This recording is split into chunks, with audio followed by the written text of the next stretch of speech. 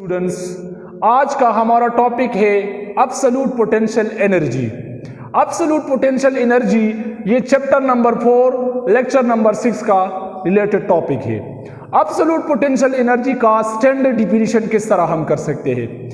The amount of work done to displace a body from earth surface up to infinity is called absolute potential energy. यानी उर्दू में इसका मतलब ये है कि जब हम एक बॉडी को अर्थ सरफेस से उठा के इन्फिनिटी तक ले जाए और इसी को हम क्या करें, वर्क डन करें, उसी को हम क्या कहते हैं? एब्सोल्यूट पोटेंशियल एनर्जी कहते हैं। डायग्राम के जरिए हम किस तरह समझाएंगे? लेट्स सपोज ये हमारे साथ क्या है? अर्थ सरफेस है। ये अर्थ सरफेस है और ये अर्थ का क्या है? सेंटर है। और सेंटर से जो अर्थ का रेडियस है वो क्या है? RE है। और इस सेंटर सरफेस पे क्या पड़ा है? एक बॉडी पड़ा है और इसका मास क्या है? M है। अब इस मास का पोजीशन जो है ना वो क्या है? 0.1 पे पड़ा है। और इस 0.1 से सेंटर ऑफ रेडियस से जो डिस्टेंस है वो क्या है? R1 है। अब मैं क्या कर लेता हूँ? इस बॉडी को उठा के 0.2 तक ले जाता हूँ। 0.2 से लेकर और रेडियस, सेंटर ऑफ रेडियस के दरमियान जो डिस्टेंस है वो R2 है।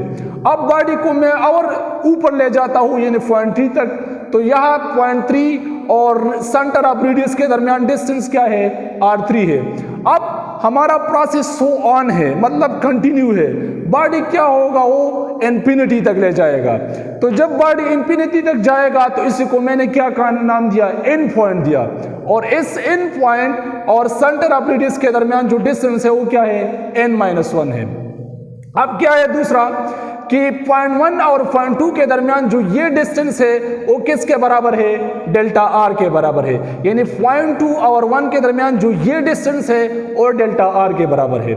अब इस 0.2 और 1 का जो मिड पॉइंट है वो ये पॉइंट है, ठीक है। इस मिड पॉइंट और सेंटर ऑफ रेडियस के दरमियान जो डिस्टेंस है वो क्या है? वो R है। अब इसी डायग्राम को हम लेके इससे मैथमेटिकल डेरिवेशन वो करेंगे। तो हम क्या करेंगे? पहले वर्क डन मालूम करेंगे।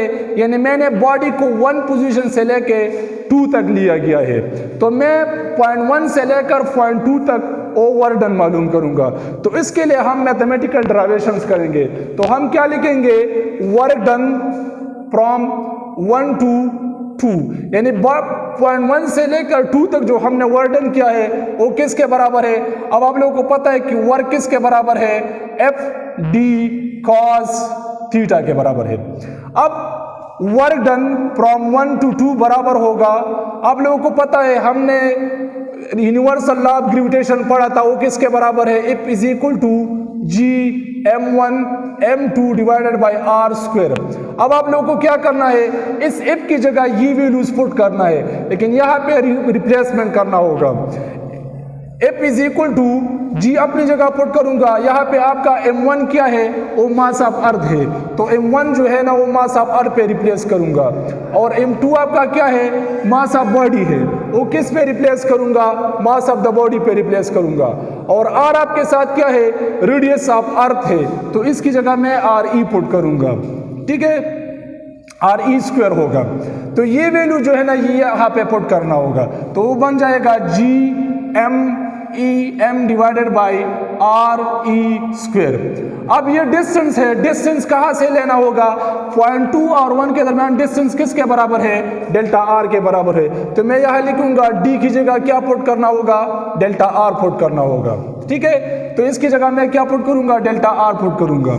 और cos अपनी जगह पुट करूंगा। अब यहाँ थीटा किसकी जगह पुट करूंगा? तो आप लोग देखें, बॉडी को मैं ऊपर ले जाता हूँ, डिस्टेंस जो है ना ऊपर कवर होता है और ग्रेविटी जो है ना वो नीचे है। तो आप देखिए ये कौन से वेक्टर हो गए? एंटी पैरेलल वेक्टर हो गए। और एंटी पैरेलल वेक्टर में एंगल कितना बनता है? 180 बनता है। तो यहाँ पे मैं थीटा की जगह 180 पुट करूंगा। अब आप लोगों को पता है इसको सिंप्लीफाई करना होगा, शाबाश। तो वर्क डन फ्रॉम 1 to 2 बराबर होगा G mass of earth M divided by RE²। Delta R अपनी जगह पुट करूंगा। cos 180 किसके बराबर है? cos 180 हमारे साथ -1 के बराबर है, तो इसकी जगह मैं -1 पुट करूंगा। अब वर्क डन फ्रॉम 1 to 2 बराबर होगा, ये माइनस जो है ना ये आगे ले आना, तो ये minus G mass of earth m divided by R E square delta R. इसको आप इक्वेशन फर्स्ट कह ले। अब क्या करना होगा, इस डेल्टा आर का वैल्यू भी मालूम करना होगा और इस आर ई की भी वैल्यू मालूम करना होगा। तो इसके लिए मैं पहले डेल्टा आर का वैल्यू मालूम करूंगा। तो पहले मैं डेल्टा आर का वैल्यू मालूम करूंगा। तो डेल्टा आर आपको पता है किसके बराबर है, डायग्राम से आप देखिए डेल्टा आर इस पॉइंट और इस पॉइंट के दरमियान जो क्या है वो चेंज को डिनोट कर देता है। तो किसके दरमियान है, इस पॉइंट का जो सेंटर से डिस्टेंस है वो r2 है और इस पॉइंट का जो सेंटर से रेडियस है वो क्या है, r1 है। तो वो बराबर होगा r2 माइनस r1 के बराबर होगा। तो ये मैंने डेल्टा आर का वैल्यू मालूम कर दिया। अब क्या करना होगा, इस वैल्यू से मैं r2 का वैल्यू जो है ना वो निकाल सकता हूँ। तो r2 किसके बराबर होगा, r2 हमारे साथ बराबर होगा डेल्टा आर और ये माइनस r1 जो है ना यहाँ शिफ्ट करो तो ये प्लस r1 होगा। तो ये मैंने r2 का वैल्यू भी शिफ्ट करना होगा, ये मैं बाद में इस वैल्यूज को यूज करूंगा। अब क्या करना होगा, आर ई का वैल्यू मालूम करना होगा। तो आप लोगों को पता है आर ई किसके बराबर है, आर ई हमारे साथ इस पॉइंट और इस पॉइंट का जो मिड पॉइंट है वो आर के बराबर है। तो मैं लिखूंगा आर बराबर होगा r1 plus r2 divided by 2।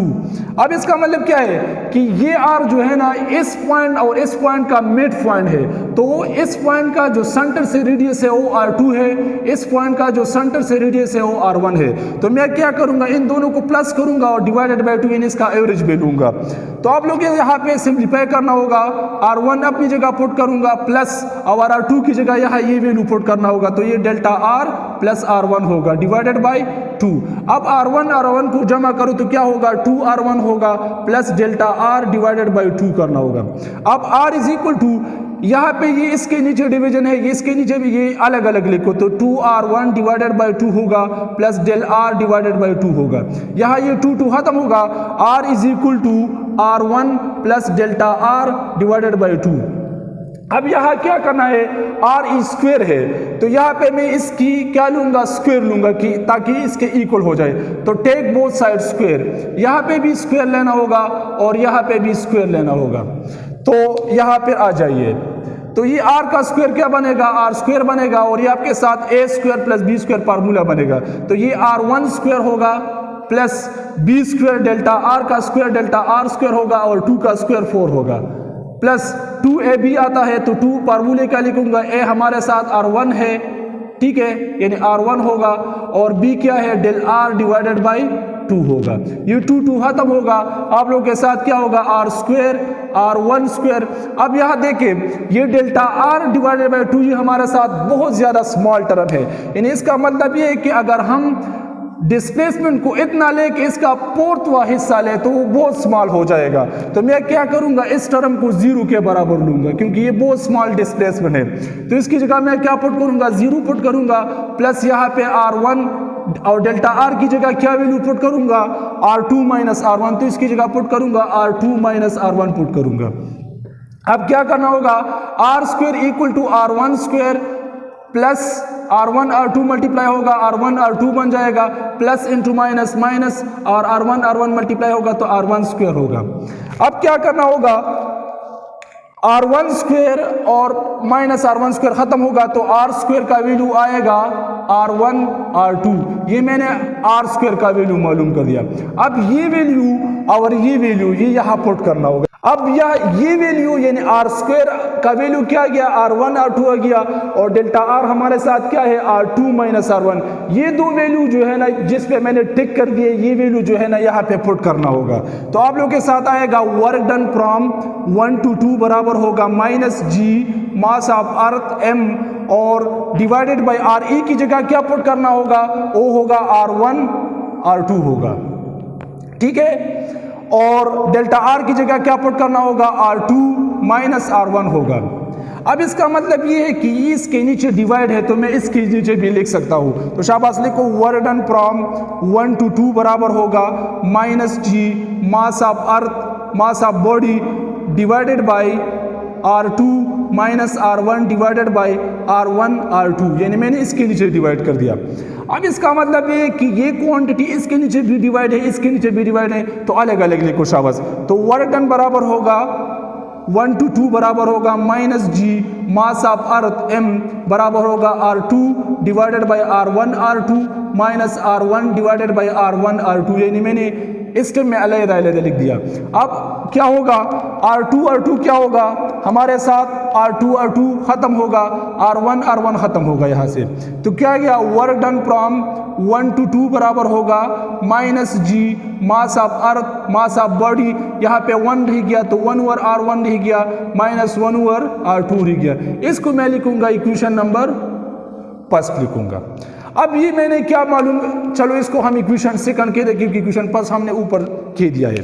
अब इसी को मैं कह दूंगा ये मैंने वर्क डन मालूम किया फ्रॉम पोजीशन, ये वैल्यू जो है ना ये मैंने क्या मालूम कर दिया, वर्क डन फ्रॉम 1 to 2 मालूम कर दिया। अब मैं क्या करूंगा, बॉडी को 2 से 3 तक ले जाता हूं, तो क्या होगा, वो हमारे साथ होगा वर्क डन फ्रॉम 2 to 3, वो बराबर होगा minus G mass of earth mass of body, और वो किसके बराबर, यहाँ पे आप देखिए यहाँ पे मैंने बॉडी को 1 से 2 तक गया है तो डिस्टेंस R1 R2 होगा, यहाँ पे बॉडी 2 से 3 गया है तो क्या होगा R2 माइनस R3 के बराबर होगा। इसी को मैं इक्वेशन थर्ड कहूंगा। अब आप लोगों को पता है कि प्रोसेस हमारा सो ऑन है, कंटिन्यू है, तो इसका मतलब ये 3 से 4 तक जाएगा, 4 से 5, 5 से 6, इसी तरह ये इन्फिनिटी तक जाएगा। तो हमारा ये वैल्यू क्या है, ये कंटिन्यू है, ठीक है, यानी सो ऑन है। तो हमारा वर्क डन क्या होगा, वो n इंटू n माइनस 1 होगा, यानी n से लेकर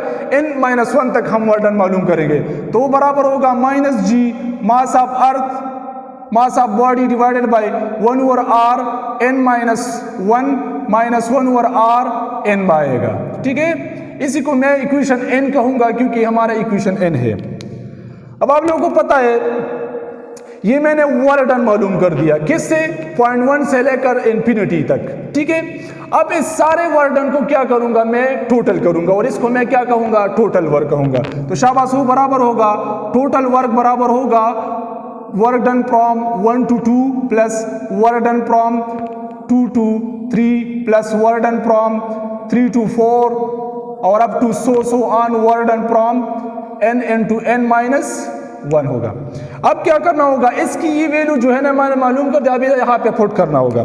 तो अब देखिए इन सारे टर्मों में ये वैल्यू जो है ना वो कॉमन है, माइनस जी एम एम, यहाँ पे माइनस जी एम एम, यानी इस सारे में ये वैल्यू कॉमन है। तो मैं क्या करूंगा, ये टर्म जो है ना इससे कॉमन लूंगा। तो आप लोगों के साथ आएगा वर्क डन बराबर होगा minus G mass of earth mass of body, ठीक है, ये मैंने क्या कर दिया, कॉमन लिया।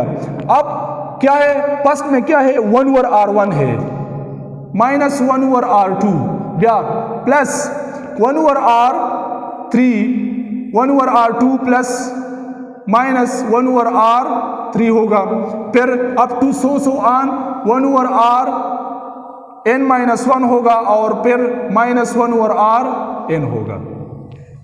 अब क्या करना होगा, ये वैल्यू जो है ना एक दूसरे को कैंसिल करेगा, मतलब minus 1 over R n plus 1 over R2 minus 1 over R3 के लिए प्लस 1 ओवर R3 पे क्रिएट होगा, वो इसी को कैंसिल करेगा, यानी और n माइनस 1 जो है ना वो फिर प्लस n माइनस 1 से कैंसिल होगा। तो इसका मतलब ये है कि हमारा फर्स्ट वैल्यू और आखिरी वैल्यू ये रह जाएगा। तो ये बराबर होगा work done from minus G mass of earth m, यहाँ पे 1 ओवर R1 नहीं गया, यहाँ पे 1 ओवर Rn नहीं गया। अब आप लोगों को पता है कि बॉडी जो है ना वो n पॉइंट तक गया है, और जब बॉडी n पॉइंट तक गया है तो इसका मतलब ये है कि हमारा क्या है, बॉडी इन्फिनिटी तक गया है, इन्फिनिटी, और यहाँ पे ग्रेविटी क्या होगा, 0 होगा। तो इस वजह से इस पॉइंट को हम क्या कहते हैं, 0 पॉइंट कहते हैं। यानी 0 पॉइंट का मतलब ये है कि यहाँ पे ग्रेविटी आपका क्या है, 0 है, नेग्लिजिबल है। तो यहाँ पे हमने क्या लिया है, 0 पॉइंट लिया है। अब यहाँ इसका मतलब ये है कि Rn का मतलब ये है कि ये इन्फिनिटी तक गया है, तो यहाँ पे मैं क्या लिखूंगा, Rn की जगह इन्फिनिटी पुट करूंगा, शाबाश। तो ये होगा W टोटल वर्क बराबर होगा minus G mass of earth m 1 over R1 minus 1 over infinity, और आप लोगों को पता है 1 ओवर इन्फिनिटी किसके बराबर है, 0 के बराबर है। तो यह आएगा work done from minus G mass of earth mass of body 1 over Rn minus 1 over 0, it mean 0, तो टर्म कैंसिल हो गया। अब आप लोग देखें इस डायग्राम में, इस कंडीशन में डायग्राम में आप लोगों के साथ रेडियस क्या है, ORE है, तो मैं R को RE पे रिप्लेस करूंगा, तो W टोटल बराबर होगा -G mass of earth mass of body divided bye, ये 1 के साथ मल्टीप्लाई होगा तो ये आएगा, और R की जगह मैं क्या रिप्लेस करूंगा, RE रिप्लेस करूंगा, शाबाश। यानी यहाँ पे रेडियस क्या है, centre of radius earth ORE है, तो मैं RE लिखूंगा। अब देखिए यहाँ पे जो हमने वर्क डन किया है, यानी बॉडी को ऊपर ले गया है, तो ये वर्क डन किस चीज में स्टोर हुआ है, ये पोटेंशियल एनर्जी में स्टोर हुआ है।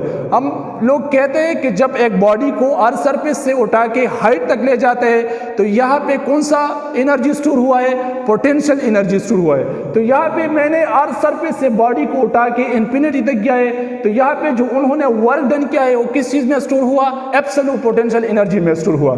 तो यहाँ पे मैं लिखूंगा कि ये टोटल वर्क जो है ये एब्सोल्यूट पोटेंशियल एनर्जी के बराबर होगा, तो ये WT की जगह में U पुट करूंगा, तो शाबाश, U is equal to -G mass of earth M divided by RE। ये हमारे साथ एब्सोल्यूट पोटेंशियल का लास्ट रिजल्ट आ गया। अब इस रिजल्ट में कंसेप्ट क्या है, इसका मतलब क्या है, इस रिजल्ट का मतलब ये है, यानी ये नेगेटिव साइन क्या शो कर देता है हमारे साथ, नेगेटिव साइन का मतलब ये है कि हम जो है ना बॉडी को अगेंस्ट द ग्रेविटी ऊपर ले जाते हैं। इसका मतलब ये है कि ग्रेविटी नीचे है और हम बॉडी को ऊपर ले जाते हैं, तो इस वजह से यहाँ पे हम क्या लगाते हैं, माइनस साइन लगाते हैं। अब ये टॉपिक जो है ना हमारा क्या हो गया, खत्म हो गया।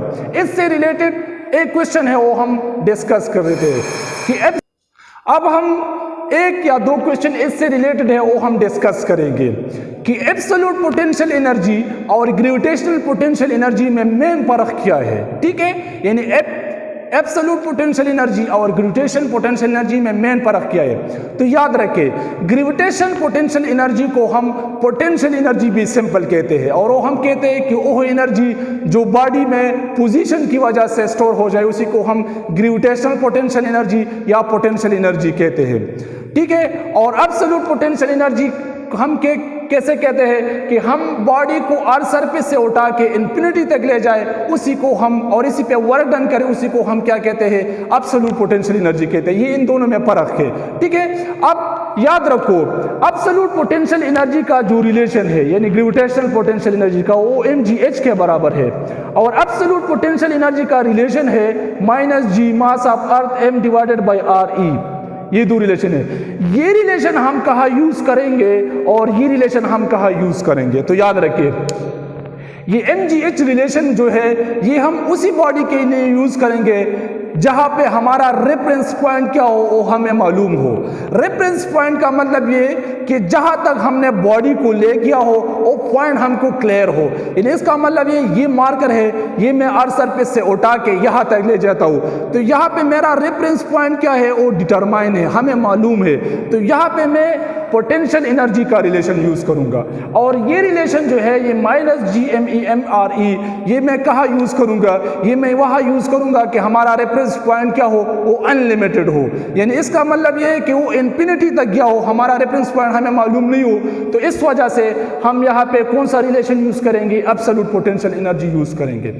तो आखिर में इस टॉपिक का हम कंक्लूजन निकाल देते हैं, यानी इसका समरी क्या है। समरी इस टॉपिक का ये है कि हमने डिस्कस किया था absolute potential energy. Absolute potential energy कैसे कहते हैं, the amount of work done to displace a body from earth surface to infinity is called absolute potential energy. और फिर हमने इसका सारा डेरिवेशन निकाल दिया और इसका मैथमेटिकल फॉर्म निकाल दिया। फिर हमने ये डिस्कस कर दिया कि इन दोनों में फर्क क्या है वो भी हमने बता दिया, और लास्ट में हमने ये रिजल्ट निकाल दिया। तो it is all about absolute potential energy. इंशाल्लाह नेक्स्ट वीडियो में फिर मिलते हैं। खुदा हाफिज।